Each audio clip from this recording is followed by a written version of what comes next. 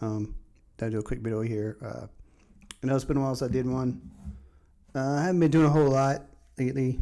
Playing a ton of games though, so I thought I'd do a quick video, kind of get caught up. I know some of the people may still stick around and watch the videos, but I guess the big things I want to talk about is kind of Red Dead Redemption 2. I did finish that. Man, what a just incredible game that was.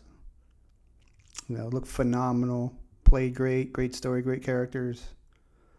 I played all the way through it. Epilogue. I was sad to see it end. I mean, that's how much I like the game. It's not too often that you come across games like that. And I tell people all the time, I think the mark, of a good game like this is the fact that you can actually look back on it, maybe a month or weeks after you finish it, a game, and you can still remember the characters' names, like the main character and, the villains and everybody. Arthur Morgan, Dutch, Abigail, of course John Marston's in there from, the first one. Uncle, who was pretty much my favorite. I don't know why I like that guy so much. He was lazy ass, didn't do a whole lot, but I thought he was kind of funny. And then, of course, there's the main villain. Damn, what the fuck is his name? The guy turned out to be a rat. Well, I don't want to give it away in case you haven't played it yet, so I won't give any spoilers. But just great characters you run across. A lot of stuff I didn't think about. I didn't think the game would go there, put it that way. Some of the locations and some of the subject material it touched on. I didn't see it going there. I just strictly thought it was going to be kind of like a bad outlaw guy, going around gunslinging. But it's way more than that. Put it that way. The first one was kind of like that. He was just a gunslinger looking for revenge. But this game, they touched on some pretty good topics, put it that way. Stuff I didn't see coming. I didn't see coming at all, matter of fact. Some of the locations were just like, man, they took a 180 and it worked out well in the story, and came out, worked out fine in the end. So, man, what just an incredible game that was. I could see why it got all the accolades it did. Game of the year and all the 10s and everything straight across the board. But I will say, when I first bought it last year, it came out, I think November. November or something like that. I just got done playing Assassin's Creed Odyssey, which I actually platinum. That's how much time I put into it. I love that game. It's not your traditional AC Assassin's Creed game, though. I think that's why I liked it so much. I was never a huge fan of the previous Assassin's Creed games.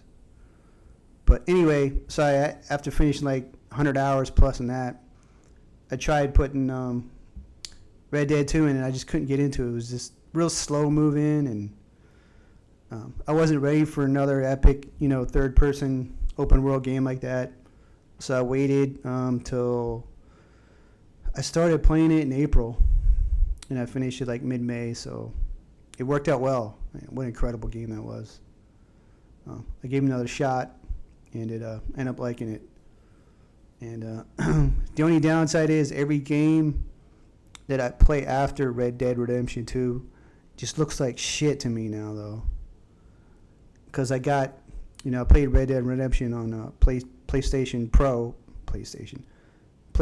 4 Pro, and I went out and bought like a brand new 65-inch TV, OLED. It's got all the bells and whistles, 65-inch, like maybe 2 weeks before I started playing the game. So I had some like up to date as far as the tech goes. And I put that game out, I was like, holy shit, this thing looks fucking amazing. But spending 50, 60 hours that game, and now I'm going back to like Switch games. I'm like, oh God, this is like going from, freaking PS3 games down to a Nintendo 64. But, the graphic wise, but, I think Red Dead Redemption 2, games like that are anomaly. They look they just look that fantastic and run that smooth. That's not the norm nowadays. I'm sure most people can agree with that. So But back to my Switch. I'm playing some other games on it. I do really want to give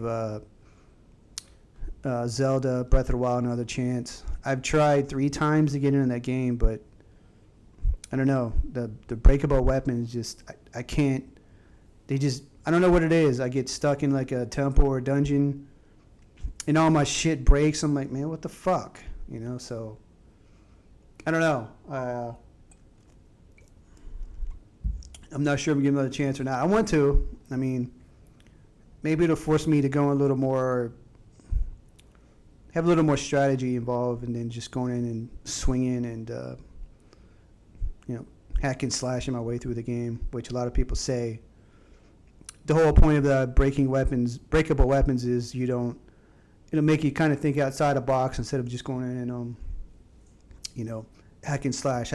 So maybe that's true. Maybe I'll give it a shot, but we'll see. Xbox One, just playing my racing games on that pretty much.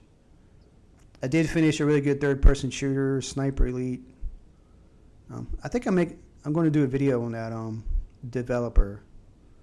It's actually a surprise. I'm not going to give you away right here, right now, but I do want to do a video on that because I've played several of their games. I'm a huge fan of developer. You could probably go Google it and figure out what I'm talking about, but I played like 3 or 4 of their games last year. Third-person shooters have been really just a blast. I mean, I buy games basically if I see their name on the cover. I'm like, I'm buying it. Like the Sniper Elite game, I was never a huge fan of those games because I just always thought Sniper Elite games were going to be really stealthy and pretty much trial and error, if you get spotted or whatever. But this game was nothing like that. I mean, if you wanted to be a sniper, great. If not, you wanted to play Rambo, you could do that. But, the game was going to make you pay for it, put it that way. So I kind of mixed it up a little bit. I was a sniper when I had to be, but if I want to have some fun and, put on my Rambo hat, I would just go go Rambo, man, throwing grenades and planting mines and shit and booby traps and lure people into the traps. It was just a really, really fun game. I was shocked how much fun it was. But, yeah, that's it, guys. I'm not going to keep this too long. I just want to kind of... I was in the mood for doing a video. Figured why not talk about what I've been up to lately with Red Dead and Assassin's Creed Odyssey and Switch, Xbox One. Still doing my eBay thing, selling games. Doing all right there. I haven't put a whole lot of stuff up lately. Been selling. I actually selling my Resident Evil collection.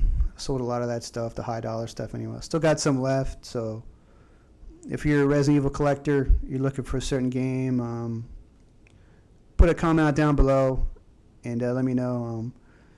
I don't know how to get messages on YouTube anymore. So if you send me a message, I have no idea how to get it. So sorry about that. So later on, people, I'm not going to take up more of your time. So take care later. Good to see you.